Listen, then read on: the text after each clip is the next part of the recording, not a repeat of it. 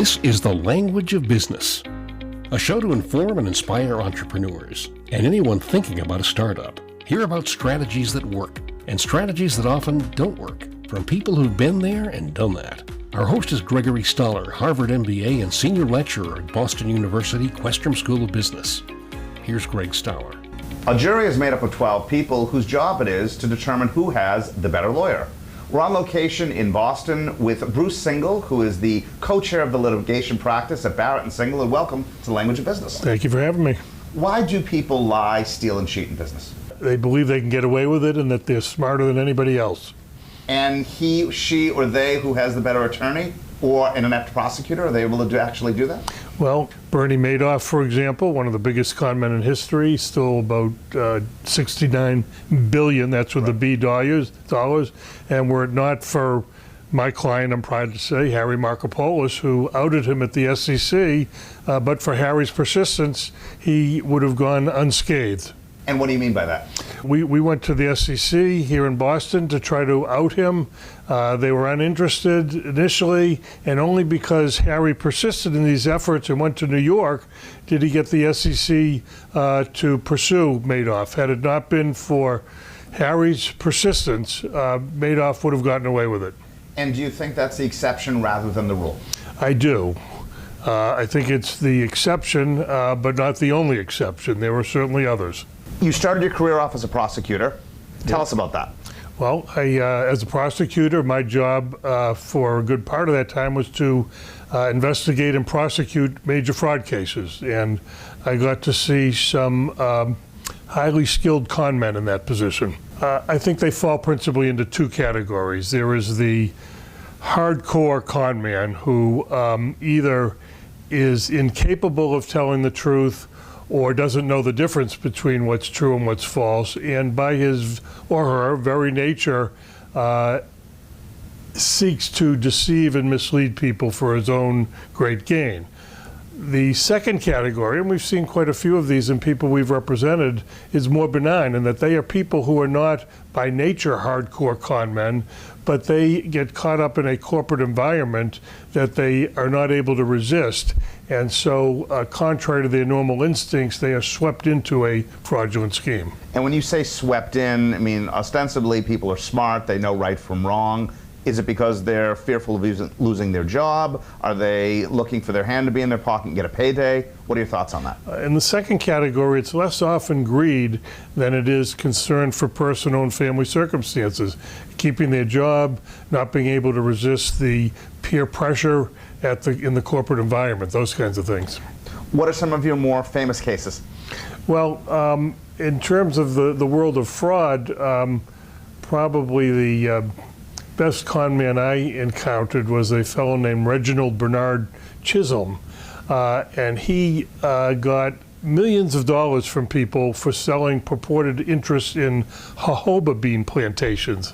He sold this because jojoba is a very valuable commodity that goes in all sorts of cleaning products. And he would show people pictures of these beautiful plantations with jojoba beans growing on them and telling them that everybody needs this jojoba. And he was so charismatic that people parted with their money willy-nilly to him. The only problem is he himself had no ownership interest in the jojoba bean plantations, so as a result, people were paying for nothing. You said earlier that people get off for one of two reasons, either a very skilled defense attorney or an inept prosecutor. Which do you think is more prevalent these days? Probably skilled defense lawyer, but there's really another reason, and sometimes they're just not apprehended or detected at all, and so they don't even get prosecuted. What would be your advice to someone who feels that they are about to get caught up in something that just doesn't feel right? Somebody on the receiving end, in Correct. other words. If it's the old saying, if it looks too good to be true, don't do it. And how about somebody who is on the aggressor's end, who just senses this absolute opportunity and figures, as you put it, that they're smarter than everybody else and isn't going to get caught? You're probably not as smart as you think. I can give you an example of probably the best. I gave you an example from personal experience. I can give you an example of the probably one of the greatest con men in history, was a fellow named George Walker, who in the early 1900s, you know the expression, do you want to buy a bridge? Right. Well, he literally sold the Brooklyn Bridge, not once, but twice, to people who thought they were really buying it. Not content with that, he then went on to sell Madison Square Garden and the Statue of Liberty as well.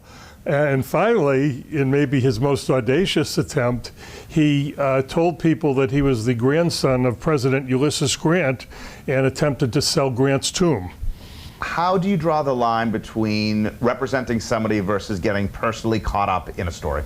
Either as a prosecutor or as a defense lawyer, you cannot get emotionally wrapped up to the point where you are losing your detachment, your professional detachment. And I will say, I have seen prosecutors in particularly sympathetic case with very sympathetic victims and very unsympathetic fraudsters, alleged fraudsters. I've seen situations where the prosecutors have at times gotten too emotionally involved. Bruce, thank you. My pleasure. Bruce Singal, co-chair of the litigation practice here at Barrett and Singal in Boston, Massachusetts. Are you a problem solver? Do you see the big picture and the small details? Want to turn big data into big decisions? Take AI to the boardroom. Translate rocket science into the science of business? Build your career at digital speed with a Master of Science in Business Analytics. Be ready for careers like analytics consultant, data science, analytics strategist, data translator, BI analyst, technical business analyst. 10 months, and you're in business analytics. You tell your work friend a juicy secret, but then it comes back to bite you. Once bitten, twice shy, or is this a trend? We're on location in Wellesley with Elaine Eisenman, author of the recently released book, Betrayed, and welcome to the Language of Business. Thank you so much. Happy to be here. Once bitten, twice shy, or a trend? Probably a trend. Why? First of all, it's important to understand that there are no friends in business. So you may have a work colleague, you may have a work partner, but the word friend denotes that you can trust this person. And in an organization, trust has its limits. Across the board? Every organization, every person, every relationship? Every organization, every person, every place you go. Even when things are going well? Even when things are going well, particularly when things are going well. So in our book, Betrayed, we interviewed over 50 people who have been betrayed both personally and professionally, and discovered that betrayal is the shadow companion of trust. And when you look at trust, too often people have blind trust in their work colleagues and believe they're friends, forgetting that everybody often has the same desire for self-promotion and advancement, and sometimes that gets in the way of friendship. What I find interesting about your book is it is absolutely counter to the prevailing wisdom that every story has three sides to it, his side, her side of the truth. It sounds like in this case, every person has actually been betrayed. And what we found is every person we spoke to was betrayed, and they were eager to tell their story. And didn't deserve it, by the way. And believed that they didn't deserve it. We were not in a position to determine whether or not they deserved it, but truly did not deserve it because it caught them by surprise. So what is an obvious takeaway? Keep your mouth shut in the office? An obvious takeaway is listen to your gut, number one, which is look for red flags. And never believe that people in your office are dear friends who will keep secrets. Your best friends should be outside and have been proven over the test of time. Work friends come and go. They are not consistent over time. But your outside friends aren't going to know the politics. They're not going to know the context of the organization. Isn't it human nature to want to talk a little bit about something bothering you in the office? It is human nature to want to talk about virtually everything. Things you talk about should never be things that can come to haunt you at a later point. While outside friends may not know the context and the politics, typically outside friends have similar involvements and similar engagements in other companies, and they can provide a good, objective, independent assessment, kind of like a board of directors. boards of directors don't work in the company in which they're an independent director, but they know enough to be able to give an outside opinion. You mentioned the term blind trust. Do you think your spouse or significant other is going to be objective enough to be a sounding board? I noticed you haven't mentioned that in terms of your outside friend circle. So I don't believe, for the most part, that your mother or your spouse or your significant other is objective enough to provide significant, consistent information. I believe they have your best interest in mind. Although in Betrayal, we saw many situations where the spouse betrayed another spouse, as long as you're not work partners. We have one story in the book, one person that we interviewed whose spouse betrayed them in a work situation. They worked in the same large organization. They were not in any way in the same department, but the spouse who was betrayed provided information to the spouse, pillow talk as it were, that then got used against her when that spouse told his superior. How does karma factor into all of this? So we have a wonderful story about karma, and what we found is karma is really the best form of revenge. That if you throw it out to the universe and revenge happens, that's karmic revenge. One of our favorite betrayal stories is a story that happened a number of years ago. Very, very successful woman lawyer who worked in a firm where the partner did not believe there should be women partners, the managing partner. And she had a track record of significant success, and after each success, the managing partner would say, next time, next time. Well, finally, next time came, and she won a very, very significant case that no one expected her to win. And the partner had promised her that this would be the case that would earn her partnership. When she went to talk to the partner and say, now, he said, well, there's a problem. You're pregnant, and you're a woman, and pregnant women, mothers, have no place in a law firm. And this was not in 1975? This was not in 1975. It was more recent than that.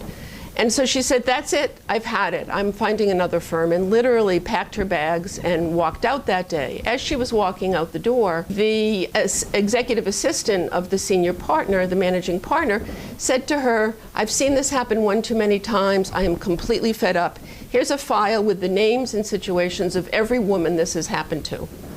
The woman took the file, didn't do anything with it, decided to focus on her pregnancy at the moment, had the baby, joined another firm as partner, and several years later she received a call from the general counsel of the White House. The managing partner was up for federal judgeship. Could she comment on his appropriateness? And she said, I have a file. Unbelievable. Needless to say, he never got that judgeship. This wasn't your first book. What was the first one about? The first book was entitled, I Didn't See It Coming, the only book you'll ever need to avoid being blindsided in business. And it focused solely on organizational politics and how to survive them, how to know when they're in play. This is a logical follow-on. Betrayed is a logical follow-on to being blindsided. After the first book, I said I'd never write another one. I've written Betrayed, so who knows what the future will bring. Could a third one be in the possibilities? Very possible. In the same theme or genre or something else? That seems to be something that's captivating me. One always looks at trends. Elaine, thank you very much. My pleasure. Elaine Eisenman, author of the recently published book, Betrayed, A Survivor's Guide.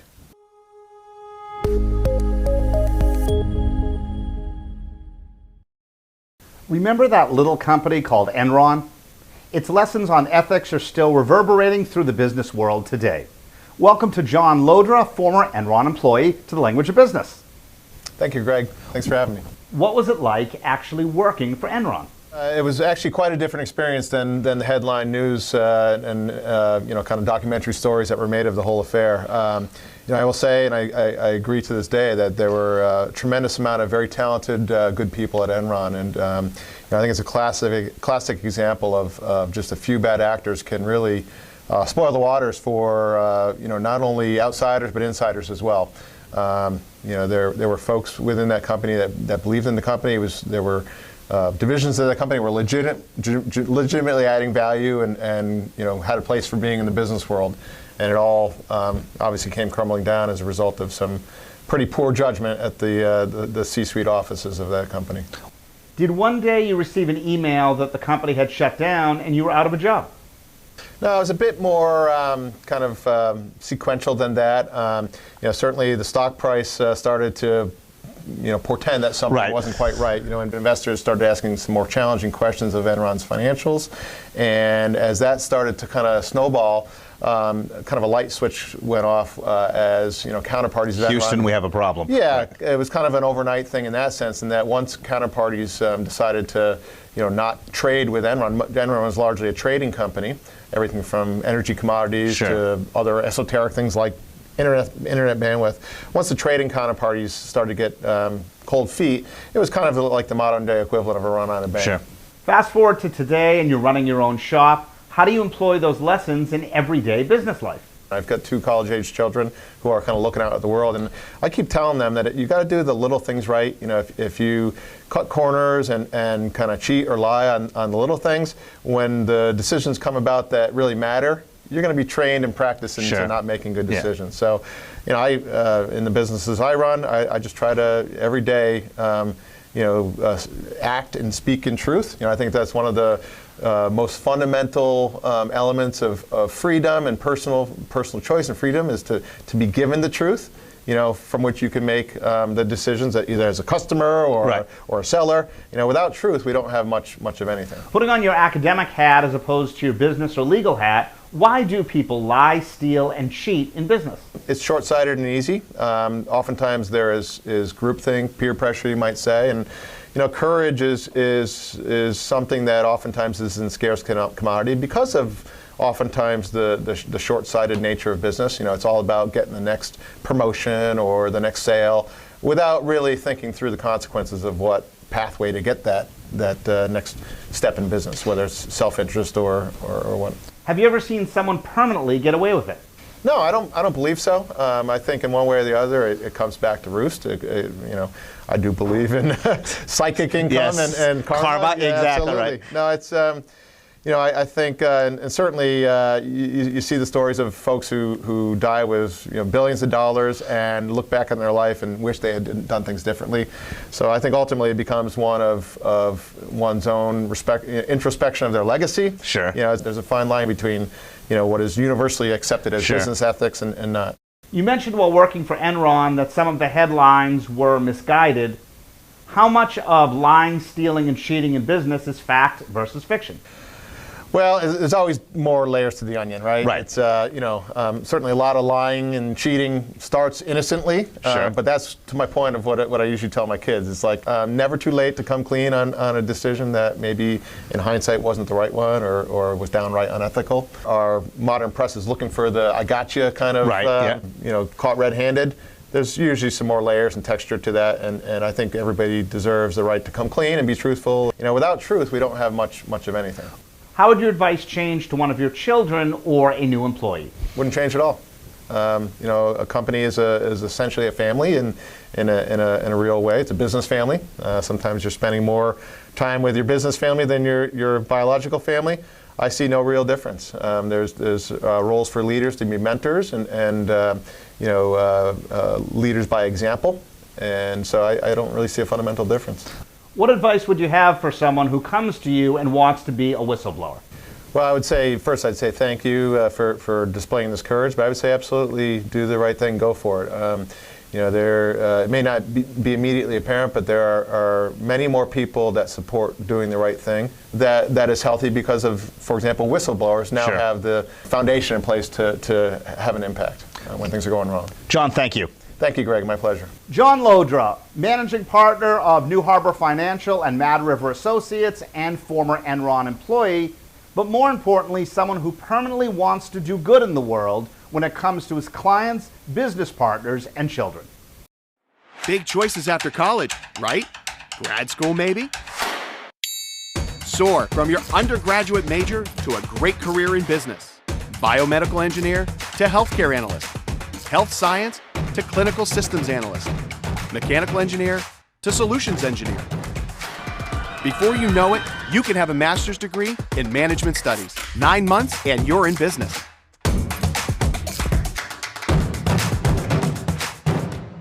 It's one thing to talk about ethics with your employees or maybe even your children, but if you're teaching it in the classroom, you're bringing it to a whole new level. We're on location virtually with Peter Marton, who is a lecturer at Boston University Questrom School of Business. And Peter, welcome to the Language of Business. It's great to be here. Thanks, Greg. Peter, how do you teach ethics in the classroom and actually get people to pay attention? Well, that's an excellent question because the people involved here are students. And the one thing that any parent knows and anyone else knows is that if you lecture students, you will get nowhere. So when we talk about ethics, when we talk about honesty in business and elsewhere, to students, it cannot take the form of a lecture. Let me tell you how you should behave. Okay, are you paying attention?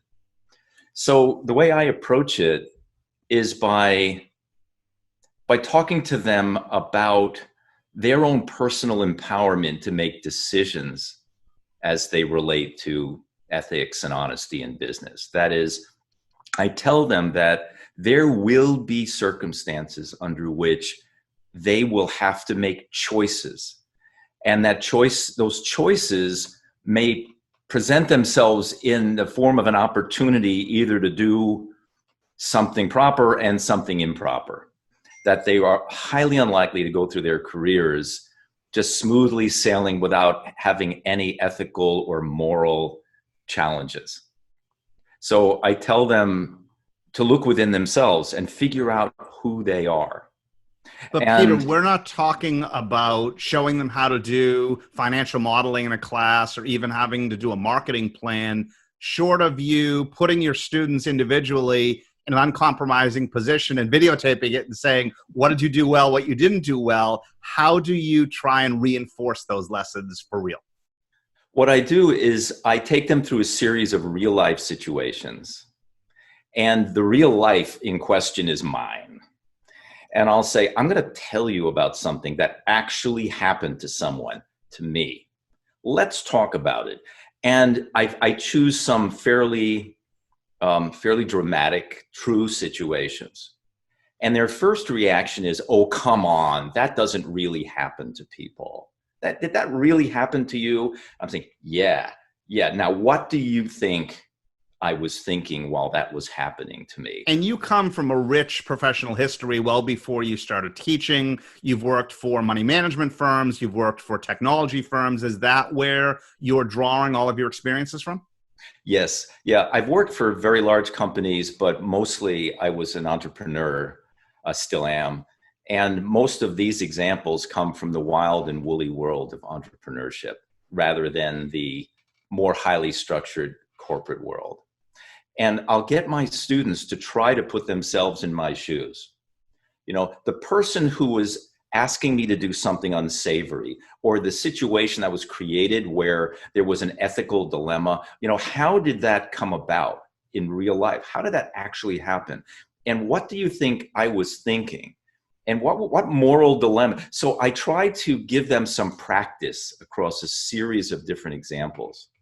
And they'll always say, well, professor, what did you do? And I'll tell you, by that point, they're interested. And I hope that I've always done the ethical thing. Okay, this is the way that I do a little bit of indirect preaching is I'll explain what I did and why I did it and the upside and the downside. And sometimes there were serious personal downsides, And I think it gives them a way of, one, appreciating that these things really happen. Ethical dilemmas and ethical decisions really will happen right in their laps, right? And that it's very much, their reaction to them is very much a function of who they are and who they want to be and what their choice as to whether or not they want to behave at this end of the spectrum or at this end of the spectrum. Peter, how do you know if it actually works? Well, I haven't done a scientific study, and I don't know how I would do that except by watching my students and comparing them to some control group that managed to avoid this kind of conversation, right? But I think I can get some clues to that by what students tell me afterwards and what they include in the comments when they do our course reviews. As you know, we get reviewed. And it's not uncommon for students to say, that lecture about ethics, I had never heard that stuff before. It really got me to thinking. or a student will pull me after class and say, you know, my dad told me about something very similar. So I have these little data points that suggest to me that it is possible to get through, at least to some students, with things like this. I'll also mention, I've mentioned earlier that this has to do with personal decisions they make, but I also try to show them that it isn't only about their gains. That is, sometimes people stretch ethical boundaries for personal gain because they want to get a promotion or they want to get a raise or they're going to steal some money and it's going to go in their bank account. Sometimes people get on the shady side of town because they feel it will benefit their company or their enterprise, and that they will indirectly over time benefit from that. There are also cases we talk about where companies within an entire industry will get together and price fix or collectively put forth misinformation in order to benefit the entire industry. And I was talking to someone earlier today, and she said, you know, there might be a fourth level. The fourth level might be societal. Are there people who will behave unethically because they have a societal objective? And I haven't yet figured that one out. But as you can see, there's a lot to this topic. Peter, what do you think the biggest issue facing people in their 20s or 30s is right now when it comes to ethics? I think the biggest issue is that if they read the papers, if they watch politics, if they just look at their picture of life based on the channels of input that they get a lot of mixed messages. And I think that those of us who've been around for a while, we've somehow developed an ethical foundation against which we can measure these things. But I think students from their teens up through their early 30s and so on, they haven't yet formed that foundation. So they're buffeted about by a lot of different messages that contain different implicit ethical models. And I think sometimes it causes confusion. And they're not quite sure what is right anymore. They might see an industry icon behaving in one way, and that carries some legitimacy, even if that's very unethical, for instance. So I think that's one of the things that's hard on young people as they try to get their feet on the ground. Peter, thank you very much. You're welcome. Thanks for having me. It's been a pleasure. Peter Marton, lecturer at Boston University Questrom School of Business, talking about teaching ethics to undergraduates and graduate business students. Support for The Language of Business is from Boston University Questrom School of Business. We're also available as a podcast on Spotify, Stitcher, Google Play, or wherever you get podcasts. Thanks for watching.